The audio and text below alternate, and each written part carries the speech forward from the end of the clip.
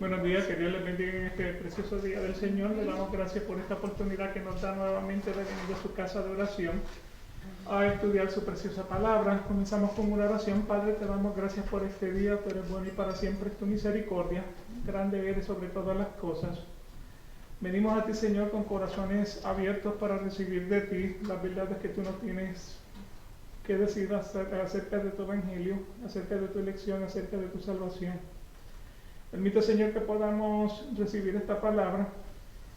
Permite, Señor, que las dudas que podamos tener acerca de ella, tú seas el maestro que nos las enseñe, que nos las revele. Todo sea para gloria y honra de tu nombre. Te damos gracias. Amén. ¿Sí? Entonces, pues, estamos en el tema de la salvación y específicamente estamos en el tema de la elección. Yo pensé que se había acabado el mambo con la elección, sin embargo, pues me puse a buscar en otros versículos y consideré que habían ciertas cosas que podíamos adicionarle. No venía mal el tema de la elección. O sea, en el tema de la elección, lo que hemos indicado es como Dios, antes de la fundación del mundo, sabía quiénes eran los que se iban a salvar y sabía quiénes eran los que se iban a condenar. O sea, algunos fueron creados para salvación, algunos fueron creados para condenación. Y hemos visto en Romanos capítulo 9, versículo 14, la pregunta retórica de Pablo es: ¿Dios injusto? Y realmente no, Dios no es injusto.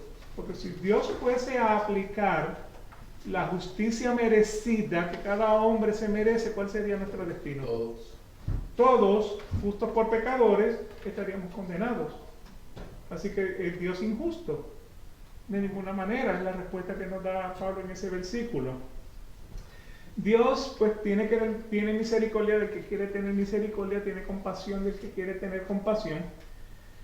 Porque la salvación no depende de la persona que quiere ni de la persona que corre, sino de la persona a la que Dios le quiere extender la misericordia.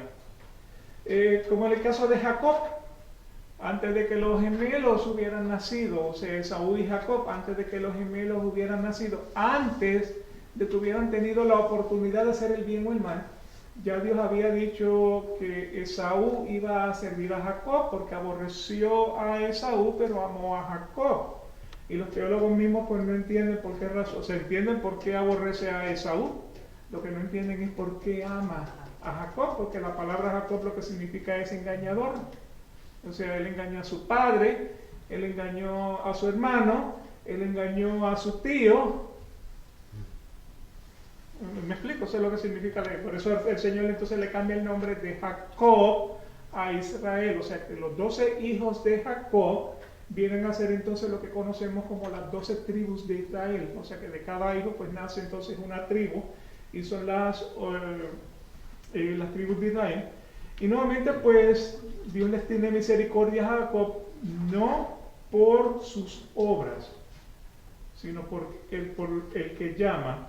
Y tuvo entonces también, vimos también cómo le endureció el corazón al faraón de Egipto para que el propósito de Dios se pudiera cumplir, el propósito de Dios fuera cumplido a través de la nación de Israel.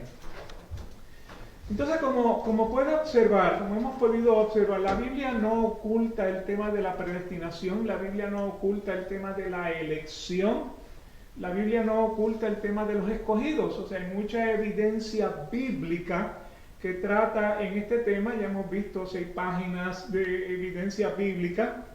Y a continuación, pues quisiera presentarles algunos ejemplos adicionales, o sea, para que ustedes puedan consentir. ¿Cómo es? Eso mismo. Es una palabra de domingo.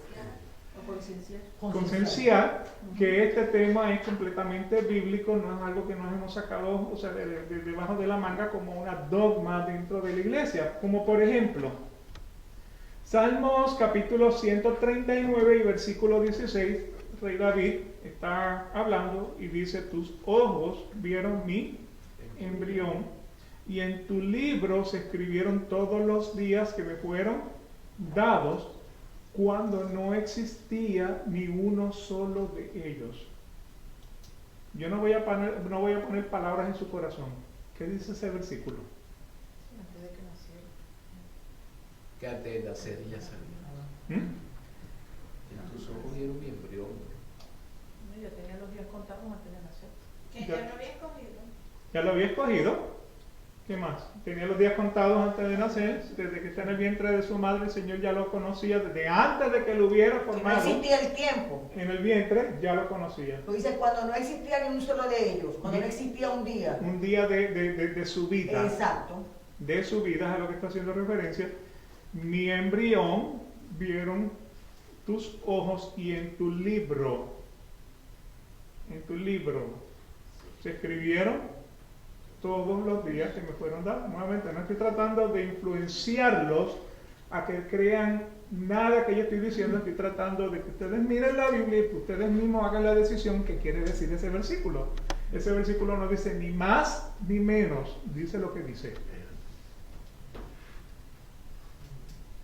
¿Ok? Otro ejemplo, Salmo 56:8. Tú has tomado en cuenta mi vida errante. Pon mis lágrimas en tu redoma. ¿Acaso no están en tu libro? ¿Qué dice ese versículo? Estamos en el tema de la elección, en el tema de la predestinación, en el tema de los escogidos. Eso no está en tu libro. O sea, el dolor que yo siento en mi vida no está en tu libro. Nuevamente no quiero influenciarlos de una manera. Quiero que ustedes lean el versículo y me digan qué dice. Tú has tomado las riendas de mi vida. ¿Ok? Porque eso está escrito ¿desde cuándo? Desde antes de nacer. Y no solo de su vida, que dice de su vida errante. Su vida errante. Errante, o sea que nuevamente pues él era como una bolita de ping pong que lo que seguía era dando vueltas para todos los lados, ¿no? Era nómada. Y es la vida que nosotros llevamos Ese también. es David. Esa es David, es la vida que nosotros también llevamos, ¿no? Somos errantes en el caminar. Somos cabeciduros, y lo veremos un poquitito más adelante en la historia del Cuando se refiere a su del hijo. como ¿Perdón? no hay nada en nuestra vida que sea casualidad. No sea casualidad, sino que todo había, o sea, que lo que dijimos la semana pasada, la mujer samaritana tenía una cita con el Señor Jesús en el pozo de Sicar. No fue una casualidad, no fue que se encontró con ella. ¿Okay? Apocalipsis capítulo 13, versículo 8. Y adorarán, está hablando de la bestia, el anticristo, todos los que moran en la tierra cuyos nombres no han sido escritos, ¿desde cuándo? Desde la fundación del mundo, en el libro de la vida del Cordero que fue inmolado. O sea que antes de la creación del mundo, ¿qué había? Ya estaban seleccionados que iban a adorar al anticristo. Que habían unos que iban a estar, pero o sea, de lo que habla es del libro de la vida del Cordero. ¿Sería el decreto ese? El decreto, sí. O sea que antes de la creación del mundo, en el libro de la vida del Cordero, ¿quiénes estaban escritos? Los escogidos de Claro. Dios. Los escogidos. ¿Y quiénes no estaban escritos? Los que no Los se adoraron la vez. Los que se fueran a condenar. Y en este caso, los que están en el libro de la vida, ¿quiénes son? Los escogidos, los salvados. ¿Quiénes son los que no están en el libro de la vida? Los no Que no son salvados. escogidos. Los que adoran a quién? Al anticristo. A la bestia y al anticristo. O sea, por eso una cosa que hemos destacado muy importante es que Cristo dijo, o estás conmigo o estás en contra mía. O sea, no hay grises, no hay entremedios. O estás de un bando o estás del otro bando. ¿Cuál es el otro bando? El del mal. El del maligno. El del maligno. Cristo mismo le decía a los fariseos, ustedes son hijos de quién. Del diablo. ¿Por qué razón? Porque son falsos. Porque las obras de su padre, el diablo, son las que quieren hacer. La maldad. No, o sea, nuevamente no hay entremedios. O estás de este lado o estás del otro lado. Perdón, ¿qué usted dijo? El malvado, pues. Sí, el malvado, claro, El la maldad, malvado. la maldad. La maldad. ¿Ok? Romanos capítulo 8, versículo 33. ¿Quién acusará a los escogidos de Dios? Nadie. Dios es el que justifica. El único que puede decir, ¿qué es la palabra justificación? Antes de hacer algún comentario. ¿Qué significa la palabra justificación?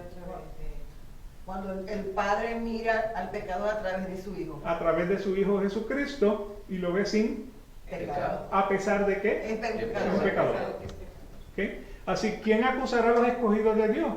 Es Dios el que justifica. Este es el capítulo 8, versículo 33, me parece que el 27, 28 por ahí dice, Dios es el que llama, y el que llama justifica, y el que justifica glorifica. ¿Ok? Así que, ¿quién acusa a los escogidos de Dios? ¿Qué quiere decir esa frase? Que antes de la fundación del mundo, Dios había escogido a unos para salvación y a otros para condenación. O sea que el tema de la elección, el tema de la predestinación no es oculto en la Biblia. O sea, no es algo que nosotros nos inventamos, no es algo que nos hemos sacado de debajo de la manga. Está ahí. Mateo 24, versículo 31. Y él enviará a sus ángeles con una gran trompeta y reunirán ¿a quién? Sus escogidos. A sus escogidos de los cuatro vientos, desde un extremo de los cielos hasta el otro. Entonces, vuelvo y les destaco.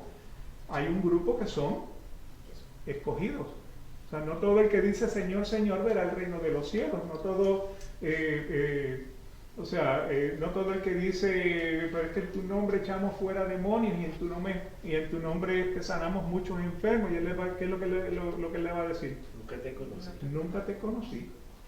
O sea, no fue que un día fuiste y dejaste de ser, es que nunca tuve una relación íntima, como el marido tiene relación íntima con su esposa, como para decir que en mi nombre sacaste demonios y que en mi nombre sanaste enfermos.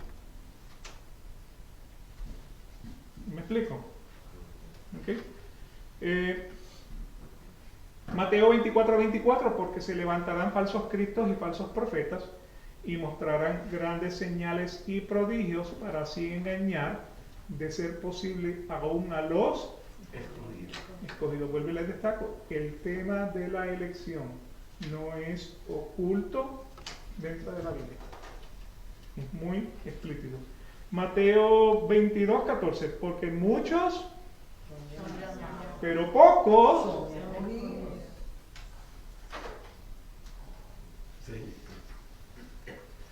¿okay? Más claro. Así que vuelvo y les destaco, o sea, ¿quién es el que llama?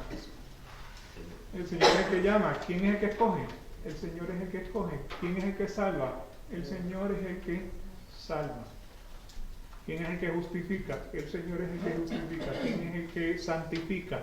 El Señor es el que santifica. ¿Quién es el que glorifica? El Señor es el que glorifica. O sea, ¿qué gota de mérito tengo yo delante del Señor? Lo único que yo puedo decir es, Señor, creo y es tu misericordia sobre mi vida. Porque si no me arrepiento, voy a morir en mis pecados como todos los pecadores. Si no reconozco mis pecados, si yo no me arrepiento, si no me convierto, si no pido misericordia, voy a morir en mi pecado. Eso está en Lucas capítulo 13, me parece que es versículos del 1 al 5. Así que por nuestras obras no somos salvados, ni por nuestras obras seremos condenados. ¿Qué nos condena? Juan capítulo 3, versículos 16 al 18, porque de tal manera amó Dios al mundo que dio a su Hijo unigénito para que todo aquel que cree en Él no se pierda, mas tenga vida eterna, porque Dios no envió a su Hijo al mundo para juzgar al mundo, sino para que el mundo sea salvo por Él. El que cree en Él no es condenado, pero el que no cree ya ha sido condenado porque no ha creído en el nombre del unigénito Hijo de Dios. O sea, por tu la salvación no depende del que quiere ni del que corre. La salvación no depende de si tú haces buenas obras o malas obras. ¿De qué depende la salvación? ¿De qué ¿De qué crees? crees? De si tú crees en qué. En el Hijo de Dios. En su Salvador, nuestro Salvador. ¿Qué tenemos que creer? Tenemos que creer que el sacrificio de Jesucristo en la cruz es completo y suficiente para la redención y la salvación del hombre. Cuando Jesucristo dijo, consumado es, dijo, ni se agrega más, ni le hace falta, ni hay que quitarle. O sea que Él murió por nosotros en la cruz. Él murió por los que va a salvar en la cruz, los que van a creer. Porque el sacrificio de cruz de Jesucristo no tiene ningún efecto en un incrédulo. Sino el que cree. Sino hay que creer, porque nuevamente Juan 3:16 dice, el que cree en que el sacrificio de Jesucristo en la cruz es completo y que no le hace falta ni más ni menos. En eso es lo que tenemos que creer, que la única salvación viene por causa de ese sacrificio. Y que aún siendo pecadores confiamos en Él y que no. Él sabrá de nuestra vida. Claro, hemos puesto nuestra confianza en Él. Efesios capítulo 2, versículos 8 y 9, porque por gracia habéis sido salvados por medio de la fe. Esto no de vosotros, o sea, tanto la salvación como la fe para creer son obras de Dios en un hombre, sino que es don de Dios, no por obras para que nadie se gloríe. ¿Ok? Somos salvados por la gracia de Dios cuando creemos que ese sacrificio de Jesucristo en la cruz es suficiente, reconocemos que somos pecadores, nos arrepentimos de nuestros pecados, nos convertimos y pedimos entonces misericordia a Dios. Y nuevamente, o sea, en la vida terrenal de Jesús encontramos dos versículos, uno donde los hombres le decían, Señor, auméntame la fe. Auméntame la fe. Me parece que era un ciego que le decía a Jesús, hijo de David, ten misericordia de mí. Y pedía por misericordia. Sin embargo, la Biblia también es clara de otra cosa. Por la salvación, o sea, no nos salvamos por las obras que hacemos, pero por nuestras obras seremos juzgados. Y te va a decir, qué contrariedad. Pero nuevamente no es un tema oculto. Apocalipsis capítulo 20, versículo 12. Y vi a los muertos, grandes y pequeños. Estos son las personas que están frente al trono de Dios el día del juicio. Y vi a los muertos, grandes y pequeños, de pie delante del trono. Y los libros fueron abiertos. ¿Qué libros? Los libros que fueron escritos ¿desde cuándo? ¿Ok? Y otro libro fue abierto, que es el libro de la vida, y los muertos fueron juzgados por lo que estaba escrito en los libros según sus obras. O sea, por las obras no nos salvamos. Por las obras no nos condenamos por la incredulidad. Pero por las obras somos entonces juzgados. Hebreos capítulo 4, versículos 12 y 13, porque la palabra de Dios es viva y eficaz, más cortante que cualquier espada de dos filos, penetra hasta la división del alma y del espíritu, de la coyuntura y los témpanos, y es poderosa para discernir los pensamientos y las intenciones del corazón. Acuérdense que de la abundancia de tu corazón habla la boca. Cuando estoy diciendo que el corazón no tiene cerebro. La emoción, de la emoción que tú tienes guardada en tu corazón, habla tu boca. ¿Por qué razón el corazón? Porque cuando estás feliz, tu corazón late. Cuando estás contrariado, tu corazón late con más ímpetu. Se acelera. Se te acelera. ¿Okay? Así que nuevamente... Pero si hay pensamiento entre el corazón y Bueno, el pensamiento... en conexión. El pensamiento Ajá. lo que hace es que entonces agita el corazón. Y le puedo dar un ejemplo. Hay una cosa que se llama el estrés emocional. ¿Sabe lo que es el estrés, no? Estrés es cuando la persona se encuentra amenazada por algún tipo de actividad. Entonces, pues se inicia ese mecanismo de escape huida. O sea, por ejemplo, si usted tiene una persona que saca una pistola frente a usted, la tendencia va a ser ¿cómo salgo de esta? Entonces, o sea, eso primero llega por los ojos al cerebro, al corazón. El corazón entonces comienza a bombear sangre para rellenar entonces todos los músculos. Y de ahí entonces patitas para que te quiero, ¿no? ¿Estamos claros en eso? O sea, que así es como trabaja el sistema de mecanismo y huida del cuerpo. Ahora, en algún momento en su vida, lo hemos tenido todos hemos pasado una mala experiencia. O sea, abuso, o sea, no voy a entrar en detalle, pero abuso de alguna manera, alguien que me haya robado, alguien que me haya insultado, ¿me explico? Sí, malas experiencias que las hay de las tenemos de todos. De todo, cualquier... Entonces, en un momento usted está sentado y de buenas a primeras comienza a traer al recuerdo ese evento negativo. ¿No ha sentido el estrés? ¿No ha sentido que su corazón comienza a latir a mayor velocidad? Sí. Entonces, ¿por qué razón? Una es porque el corazón, el cerebro no tiene la habilidad para identificar si ese evento es actual en este momento o si ese evento es un evento del pasado o es un evento por ocurrir. Sin embargo, ese evento que está en su memoria lo que hace es que activa el mecanismo de defensa o huida del cuerpo y por esa razón entonces usted se siente tenso.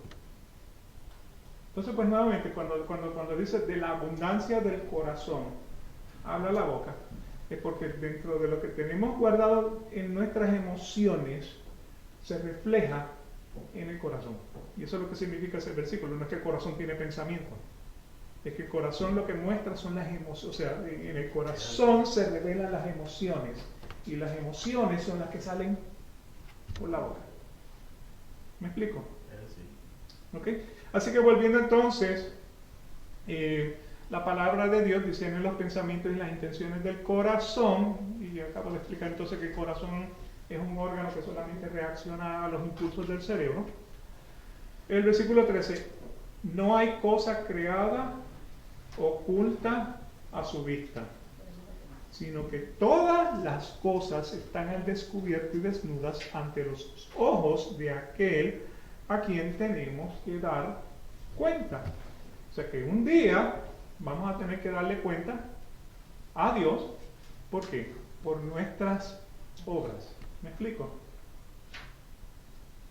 O sea, por tus obras no te salvas, por tus obras no te pierdes, pero por tus obras seremos juzgados. Entonces, la pregunta es, si en esta vida tenemos dos grupos, uno de personas salvos y uno de incrédulos, entonces, ¿cómo son juzgados por sus obras los que son salvados? Porque nuevamente el versículo 20, en el capítulo 20 de Apocalipsis, lo que acabamos de leer, fueron los que estaban frente al trono de Dios el día que se abrieron los libros y el libro de la vida. Y fueron todos juzgados por sus obras. Entonces, si esos eran los condenados, ¿cómo los que son salvados van a ser entonces juzgados? Porque si, como has dicho anteriormente, no somos salvos por nuestras obras, ni somos condenados por nuestras obras, pero los salvados son salvados, y valga la redundancia, porque creen. Ok, vamos a ver lo que dice la palabra. Hemos visto que Efesios capítulo 2, versículo 8 y 9 dicen que por obras no somos salvos. O sea que la salvación es por fe para los que creen.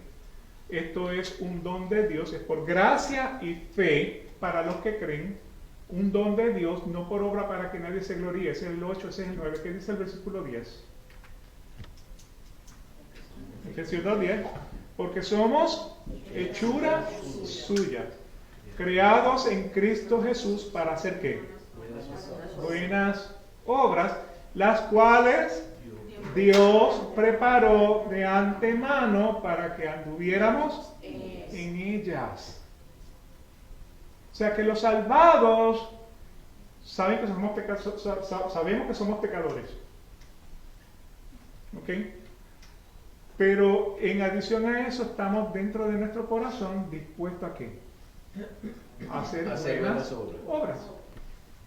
A veces no las hacemos buenas todos los días, pero estamos inclinados a hacer las buenas obras. Eso es lo que hay que hacer, las buenas obras, seamos perdonados o no seamos perdonados. Bueno, nuevamente veamos este versículo. O sea, nuevamente, el 8 y el 9, ¿qué dicen? Por gracia soy salvado. Por fe, esto Dios te lo da. No por las obras para que nadie diga yo por mis obras me he salvado. Sino por la fe. Por la fe, porque hemos creído. Ahora, ¿qué dice el versículo 10? Porque somos hechura suya, creados en Cristo Jesús para hacer buenas obras. O sea, que los que son salvados, o sea, si se ve la continuación del 8, 9, 10, los que son salvados están creados en Cristo ¿para qué? Para hacer buenas obras, las cuales Dios preparó ¿desde cuándo? De antemano, para que anduviéramos en ellas. Entonces lo que tenemos que ver es qué características comparten las personas que son salvadas por la misericordia de Dios. ¿Qué características la Biblia dice que tienen estos personajes? Bueno, veamos Lucas capítulo 18, versículo 7. ¿Y no hará Dios justicia a sus escogidos que claman a Él día y noche? Se tardará mucho en responderles. ¿Okay? ¿Qué podemos observar en este versículo? ¿Qué característica tiene el hombre que salvó? Que lo buscan siempre, de día y de noche. Aquí podemos observar que los escogidos son personas que claman a Él día y noche. ¿Me explico? Si le cogemos a Él y clamamos por Él de día y de noche a toda hora, a cada momento. Sí, pero lo que pasa es que el condenado no hace eso. O sea, ¿en qué está la mente del condenado? En continuamente hacer ¿qué? El mal. Exacto. El mal. Sin embargo, el hombre de Dios medita en su palabra de día y de noche. El Salmo número 1. Bienaventurado es el hombre que medita en la palabra de Dios de día y de noche, porque será como árbol sembrado junto a ¿qué? Al agua. A las corrientes de agua. Y siempre da fruto. Y sus hojas se caen. Y su flor no cae, no como los malvados. Entonces, nuevamente, el Salmo 1 destaca, si usted lo lee bien, el Salmo 1 destaca la realidad de dos hombres que van por dos diferentes caminos y van a terminar en dos diferentes destinos. ¿Okay?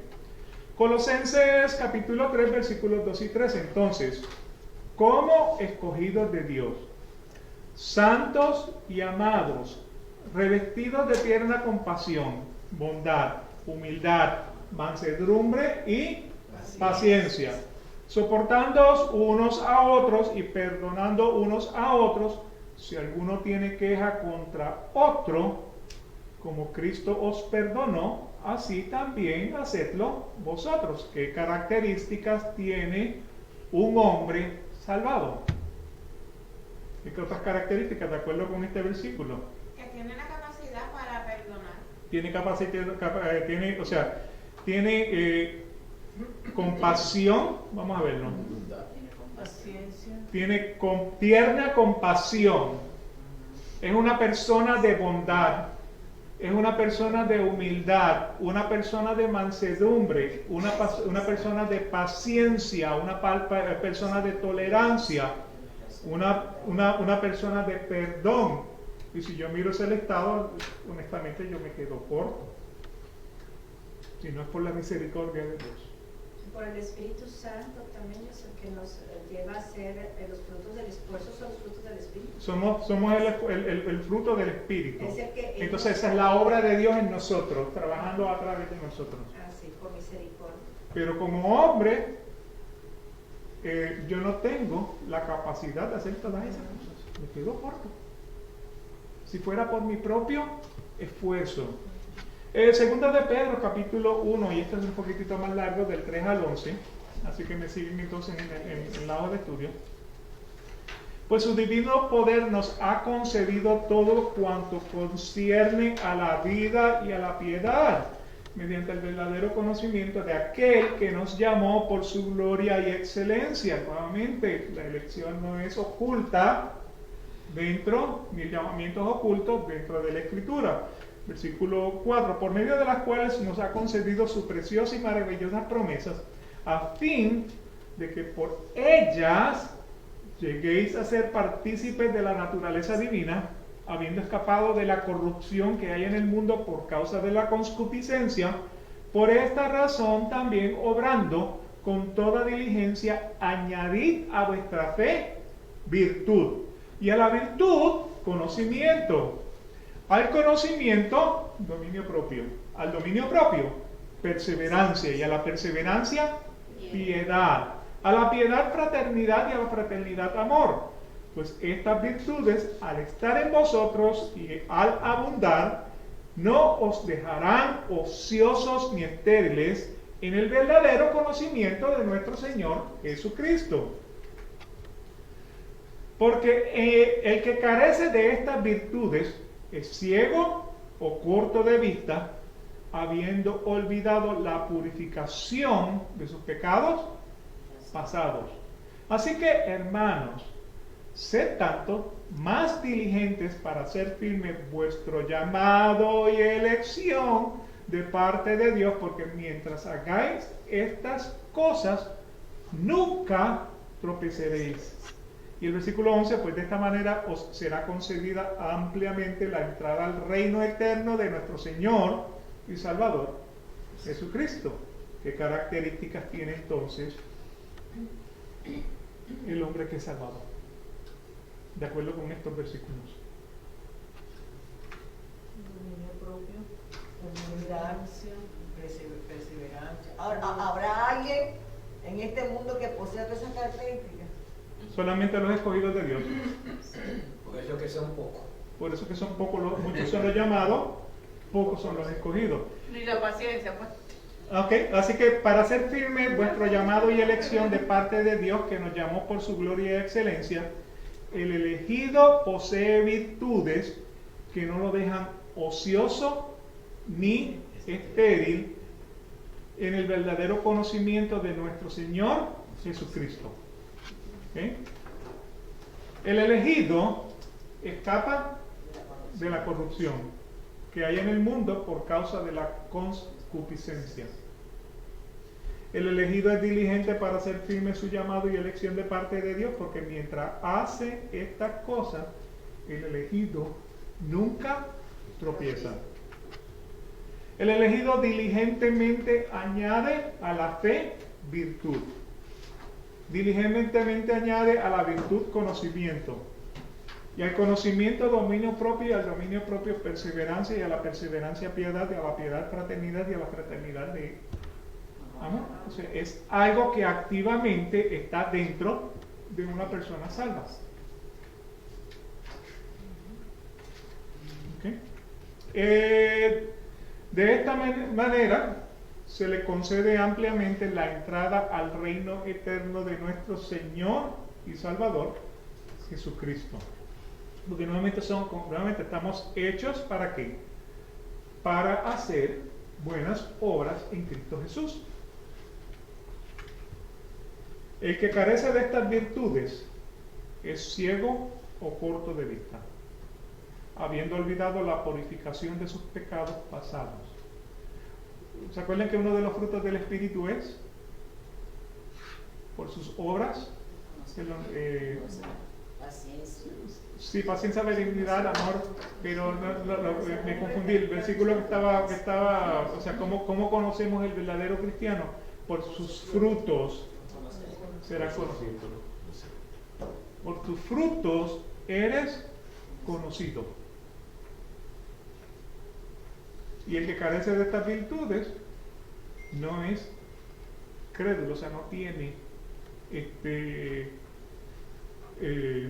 ha olvidado cómo su pecado fue purificado por medio de Jesucristo. Filipenses, capítulo 2, versículos 14 y la primera parte del versículo 16, por eso aparece 16a. Hacer todas las cosas sin murmuraciones ni discusiones, o sea, que no corra el chisme dentro de la iglesia, un poquito difícil, ¿no? Hacer todas las cosas sin murmuraciones ni discusiones, para que seáis irreprensibles y sencillos, hijos de Dios, sin tacha, en medio de una generación torcida y perversa, en medio de la cual resplandecéis como luminarias o como luminares en el mundo, sosteniendo firmemente la palabra de vida. ¿Qué podemos observar en este versículo? ¿Qué características tienen los que son escogidos? Primero, que no vas a estar diciendo lo que vas a hacer. Si haces algo bueno, no lo vas a estar diciendo. El elegido hace todas las cosas sin murmuraciones ni discusiones. Los elegidos son sencillos e irreprensibles. Eso es lo que podemos aprender de eso. La humildad. La humildad sigue siendo enfoque a la humildad. Hijos de Dios sin tacha en medio de y resplandecientes como luminares en el mundo de una generación torcida y perversa. O sea que en otras palabras, nosotros somos luz del mundo para presentar el Evangelio de Jesucristo a todas las naciones. Y el elegido sostiene firmemente la palabra de vida. O sea que nuevamente todos estos versículos que estamos viendo, lo que nos está presentando, las características que tienen las personas que son salvas. Ahí entra la sal, somos la sal del mundo. Somos la sal del mundo. Allí donde dice el elegido sostiene firmemente la palabra de vida. Cuando nosotros estamos en una situación con personas, ¿verdad? Pueden estar hablando de toda clase de temas. Pero cuando uno es elegido, cuando uno es que tiene la convicción de que ya es salvo, ¿verdad? Por muchas cosas que quieran desviarle, uno dice, no, yo tengo una Biblia y en la Biblia a mí me dice esto y esto. Entonces no te vas para un lado, sino que la mantienes firme tu palabra. La palabra es viva y eficaz, cortante como espada de dos filos. De estar pendiente de todas las partes de la Biblia, leerla bastante. Como dicen, o sea, siempre uno busca oración, siempre uno busca estar en la palabra. Muchas veces, pues, me imagino que la mayoría de los que estamos aquí, sentimos algo y estamos hasta acostados y nos levantamos a buscar la palabra, a ver por qué el Señor me está dando este versículo y yo no lo entiendo, y lo buscamos para que podamos escudriñarlo y saber bien, porque mañana alguien me toque y me va a hablar de ese tema. Claro. Puede asegurarlo que así es. Así es. Y nuevamente, viene la siguiente pregunta: ¿cómo Dios logra que un hombre pueda ser salvado? Sí. ¿Cómo Dios logra? ¿Cómo? Por su divina providencia. No. ¿Cómo el hombre puede ser salvado? ¿Cómo Dios logra? Porque si la salvación es completa obra de Dios, entonces ¿cómo Dios logra que un hombre pueda ser salvado por su divina providencia? O sea, el decreto fue escrito antes de la creación del mundo. De Génesis hasta Apocalipsis, Dios ya había definido todo lo que iba a ocurrir. Para que ese plan, ese decreto de Dios trabaje en el hombre, entonces Él utiliza la providencia para lograr ese resultado. ¿Me explico? Por la providencia de Dios. Por la fe. La providencia, o sea, entonces nosotros lo que nos toca, la responsabilidad del hombre es creer. No la obra, o sea, creer no es obra. Por la fe que tenemos. Por la fe que tenemos, ¿y esa fe de dónde viene? De adentro. De Dios. Del Espíritu Santo. Viene de parte del Espíritu Santo, porque nuevamente Efesios capítulo 2, 8 y 9, por gracia sois salvos mediante la fe. Esto no es de vosotros. ¿Qué no es de vosotros? Ni la salvación, ni la fe. La fe es algo que Dios te pone para que tú puedas creer. ¿Cómo lo hace? la providencia de Dios. Filipenses capítulo 2 versículos 12 y 13. Así que, amados míos, tal como siempre habéis obedecido, no solo en mi presencia, sino ahora mucho más en mi ausencia, ocupaos en vuestra salvación con temor y temblor. Versículo 13 que dice: porque Dios es quien obra en vosotros tanto que El querer como el hacer. el querer como el hacer. ¿Y por qué lo hace? Para sentirse complacido, feliz. Para su beneplácito. Cuando el versículo dice ocupaos en vuestra salvación con temor y temblor, no sugiere que la salvación se puede perder. O sea, el apóstol Pablo escribe Efesios y el apóstol Pablo escribe Filipenses. Entonces, en Efesios él dice la salvación no es por obras, es por gracia. Acá no se va a contradecir diciendo que la salvación es por obras. ¿Me explico? Entonces, ¿de qué se trata? Ocupaos en vuestra salvación con temor y temblor. O sea, eso no sugiere que la salvación se puede perder, porque normalmente esto es uno de los versículos que utilizan para decir la salvación se pierde. Más bien, ¿de qué está hablando aquí? Que el hombre debe trabajar sin interrupción hasta terminar la tarea por completo en su responsabilidad de obedecer en su proceso de santificación. ¿Okay? Así que nuevamente ese versículo no está hablando de que la salvación se pierde. Ese versículo de lo que está hablando es: trabaja en tu santificación. No por tus obras te ganas la salvación. Ahora, cuando estamos hablando de la providencia de Dios, que es el tema que estamos entonces introduciendo, o es el que estamos hablando, Dios es quien obra tanto el querer como el hacer para su beneplácito. O sea, Dios en su divina providencia nos lleva por el transcurso de la vida para que lo podamos reconocer y ser salvados. Y tengo dos ejemplos kilométricos para ustedes. Primero aparece en Daniel 4, versículos 28 y 37. ¿Saben quién era Nabucodonosor? Rey de Babilonia. Rey de Babilonia. ¿Qué hizo el rey de Babilonia?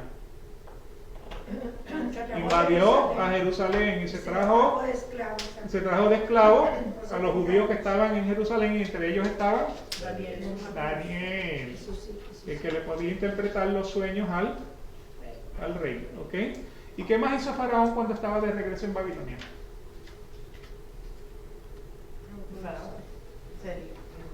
Una estatua.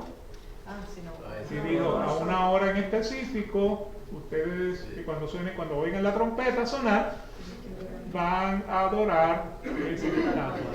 ¿Qué más hizo Nabucodonosor? Que el que no la cumpliera, pues Lo iba a morir, le iba a Entonces, los tres judíos, él fue el que metió los tres judíos, porque los tres judíos dijeron: nosotros no vamos a adorar esa estatua. Entonces él hizo un horno de fuego y los tiró, y de momento abrió la puerta y miró y dijo: oye, ven acá, ¿ustedes metieron 3 o metieron 4? Dice: no, rey, metimos 3. Dice: no, porque yo veo 4. Y la palabra dice que cuando salieron ni siquiera olían asado, no se había quemado nada. Entonces, nuevamente la providencia de Dios actuando en la vida de Nabucodonosor. Entonces, eso todo lo que les estoy mencionando lo pueden encontrar en Daniel 1, 2, 3. Ahora entramos entonces al capítulo 4, versículos 28 al 37. Todo esto le sucedió al rey Nabucodonosor. O sea, él tuvo un sueño, Daniel se lo interpretó en todos los versículos previo al 28, y entonces ahora lo que Daniel había profetizado ocurrió en la vida de Nabucodonosor. Todo esto le sucedió al rey Nabucodonosor 12 meses después de que Daniel le hubiera interpretado el sueño. Paseándose por la azotea del palacio real de Babilonia, el rey reflexionó y dijo: ¿no es esta la gran Babilonia que yo he edificado como residencia real con la fuerza de mi poder y para gloria de mi majestad?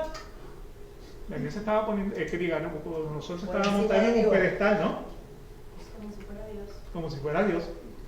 Aún estaba la palabra en la boca del rey cuando una voz vino del cielo: Rey Nabucodonosor, a ti se te declara, el reino te ha sido quitado y serás echado de entre los hombres, y tu morada estará con las bestias del campo, te darán hierba para comer como el ganado. Y 7 tiempos pasarán sobre ti hasta que reconozcas al Altísimo, perdón, que reconozca que el Altísimo domina sobre el reino de los hombres, no el hombre que domina sobre el reino de los hombres, Dios el que domina sobre el reino de los hombres, y que lo da a quien le place. En aquel mismo instante se cumplió la palabra acerca de Nabucodonosor, o sea, antes del versículo 27, ustedes lo pueden leer. Fue echado de entre los hombres, comía hierba como el ganado, y su cuerpo se empapó con el rocío de los cielos, hasta que sus cabellos crecieron como las plumas de las águilas, y sus uñas como la de las aves. Pero al fin de los días, yo, Nabucodonosor, alcé mis ojos al cielo y recobré mi razón, y bendije al Altísimo, y alabé y glorifiqué al que vive para siempre, porque su dominio es un dominio eterno y su reino permanece de generación en generación. Y todos los habitantes de la tierra son considerados como nada, mas él actúa conforme a su voluntad en el ejército de los cielos, y entre los habitantes de la tierra nadie puede detener su mano ni decirle: ¿qué has hecho? ¿Okay? O sea, aquí lo importante es, en este momento, recobré mi razón, en el versículo 36. O sea, la locura que le dio a él, que del rey, o sea, del poder envanecido, lo llevó a un establo como un ganado. Babilonia era lo más alto que había en ese momento. Ajá. Ahí. Lo más alto. Cuando recobré mi razón, mi majestad y mi esplendor me fueron devueltos para gloria de mi reino, y mis consejeros y mis nobles vinieron a buscarme, y fui restablecido en mi reino, y mayor grandeza me fue añadido.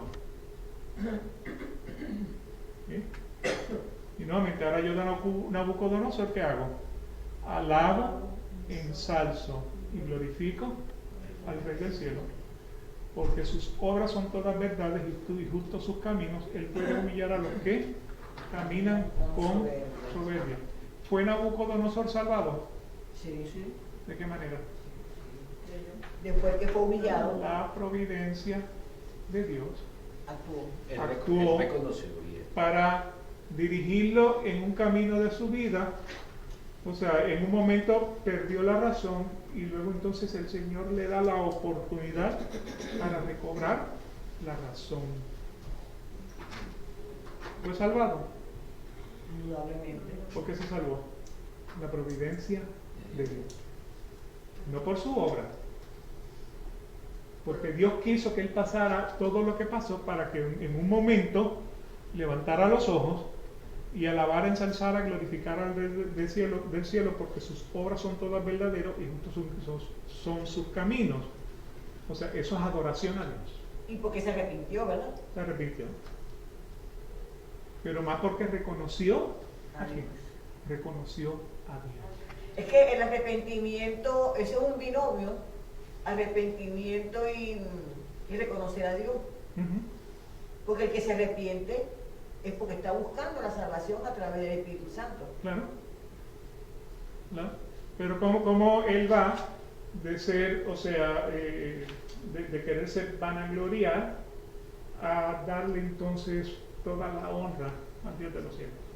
Y eso hace la diferencia entonces en el hombre. O sea que cuando la vista está puesta en el hombre, o cuando la vista está puesta en Dios. ¿Okay? ¿Quieren otro ejemplo? Así de bonito. Sí.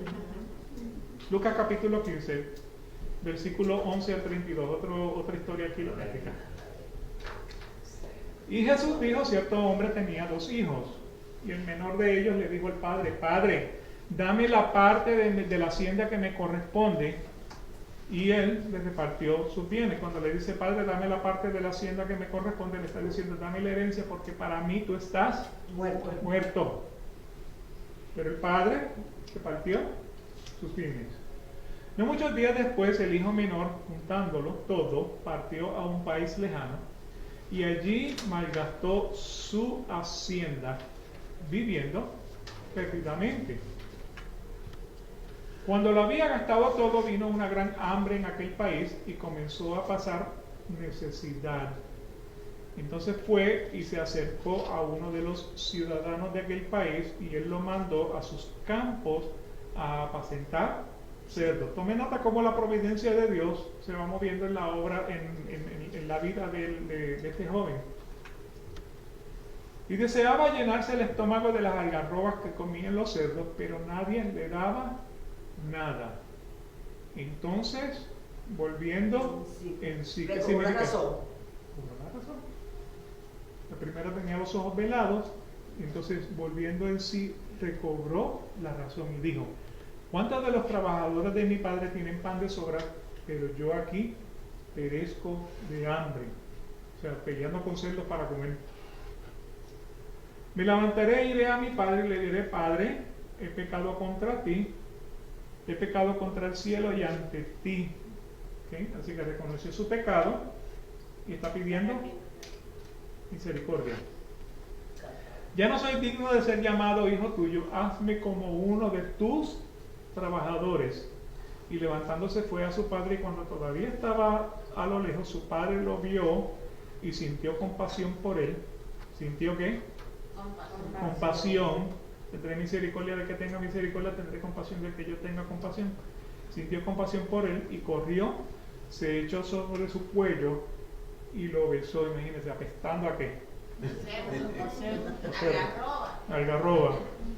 Y el hijo le dijo, Padre, he pecado contra el cielo y ante ti, ya no soy digno de ser llamado hijo tuyo. Pero el padre le dijo a su siervo, pronto traed la mejor ropa y vestidlo, y poned un anillo en su mano y sandalias en los pies, y traed el becerro engordado, matadlo, y comamos y regocijémonos. Porque este hijo mío estaba muerto y ha vuelto a la vida, estaba perdido y ha sido hallado, y comenzaron a regocijarse. Entonces, si ustedes miran nuevamente la providencia de Dios en este hombre, cómo Dios lo dirige al egoísmo, cómo lo lleva a otra tierra, cómo lo destruye dentro de esa tierra, para que pueda ¿qué? Reconocer su pecado y recobrar la razón. Versículo 25. Y su hijo mayor estaba en el campo y cuando vino y se acercó a la casa oyó músicas y danzas. Y llamando a uno de los criados le preguntó qué era todo aquello. Y él le dijo, tu hermano ha venido y tu padre ha matado el becerro engordado porque lo ha recibido sano y salvo. Entonces el hijo mayor, él se enojó y no quería entrar. Salió su padre y le rogara que entrara. Pero respondiendo el hijo mayor le dijo al padre, mira, por tantos años te he servido y nunca he desobedecido ninguna orden tuya y sin embargo nunca me has dado un cabrito para regocijarme con mis amigos, ni una gallinita para hacer un fricasé. Un sancochito. Pero cuando vino este hijo tuyo que ha consumido tus bienes con rameras, mataste para él el becerro engordado. Y él le dijo, hijo mío, tú siempre has estado conmigo y todo lo mío es tuyo. Pero era necesario hacer fiesta y regocijarnos porque tu hermano estaba muerto y ha vuelto a la vida, estaba perdido y ha sido hallado. ¿Pueden ver ustedes la providencia de Dios cómo ha trabajado en la salvación de este hombre? O sea, ¿qué representa esta historia? Esta historia representa a Dios el Padre, tiene 2 hijos. El pueblo de Israel y tiene entonces el pueblo gentil. El gentil es el que está apartado. Cuando Dios, por su providencia, lo dirige para atraerlo, entonces, ¿qué es lo que hace el pueblo de Israel? Ah, que nosotros somos los salvos. Él dice, sí, tú eres el salvo. Siempre has estado conmigo. Pero este estaba muerto. Y ahora vive. ¿Cómo termina la historia? El pueblo el hijo mayor terminó matando al padre. El pueblo de Israel, ¿qué hizo? Crucificó a Jesucristo. La historia no, eso no aparece aquí, pero la interpretación de este versículo te lleva a deducir que eso fue lo que pasó. Pero no es lo que estamos viendo. Lo que estamos viendo es cómo Dios, por su providencia, dirige a una persona a través del camino de la vida para que pueda ser salvado, para que llegue un momento y diga, recobro mi razón, porque un día estuve completamente en locura. O sea, tenía la mente embrujada en religiosidad, tenía una mente depravada porque no reconocía a Dios ni le daba gracias. Pero Dios en su providencia me ha podido llevar a través del camino de mi vida para darme la esperanza de la salvación. Por su providencia. Así que en conclusión hemos establecido que este tema controversial de la elección, los que dicen cómo Dios puede escoger a uno y condenar a otro, bueno, tiene su fundamento bíblico. O sea, si todavía ustedes creen, tienen una contrariedad, con gusto, tráigala a la mesa y lo hablamos. Pero tenemos un fundamento bíblico, o sea, Dios en su perfecta soberanía y conocimiento sabe desde antes de la fundación del mundo quiénes son salvados y quiénes son condenados. Ante esto, Dios no es injusto, porque si Él va a aplicar la justicia perfecta, todos seríamos condenados. Así que todos nos merecemos ese castigo eterno, pero en su misericordia ha querido salvar a un hombre pecador que no se merece la salvación. La Escritura nos revela que no somos salvados ni condenados por las obras, sino por la creencia o la incredulidad, pero por nuestras obras seremos juzgados. Y hemos visto entonces que el hombre salvado y el hombre condenado es juzgado por sus obras continuamente. Pero la diferencia es que el salvado está hecho para hacer las obras de Cristo. Así que las características que poseen los elegidos y la perfecta providencia de Dios nos dirige a través de la vida para que podamos cumplir entonces la voluntad de Dios. Oramos. Padre, te damos gracias por esta enseñanza que tú nos has dado el día de hoy. Padre, podemos tener preguntas todavía, inquietudes en nuestro corazón. Solamente tú puedes saciar esas preguntas, solamente tú puedes saciar esa inquietud. Oro por mis hermanos, Señor, para que tu palabra cabe hondo en sus corazones. No sea convincente de lo que yo tenga que decir, sino que sea convincente de lo que dice tu palabra, el autor de la vida. Padre, te pido por estas almas piadosas que están en otras religiones, que son engañados todos los días por falsos maestros, donde se montan en pedestales, Señor, para que sean adorados cuando tú eres el Dios que merece toda la adoración. Te pido que tengas misericordia de cada uno de ellos, Señor, y pongas la luz en su caminar. Tengas misericordia de sus vidas. Pongas tu ley en su mente y en sus corazones para que te puedan reconocer como el único Dios que da la salvación. Todo sea para tu gloria y tu honra. Quédate con nosotros en el servicio. Permite, Señor, que podamos alabarte y glorificarte ahora y para siempre. Y a todo esto te damos gracias, Señor, por el perfecto sacrificio de Jesucristo en la cruz, para gloria y honra de tu nombre. Amén. Así que nos veremos en el servicio. Que Dios nos lo continúe bendiciendo.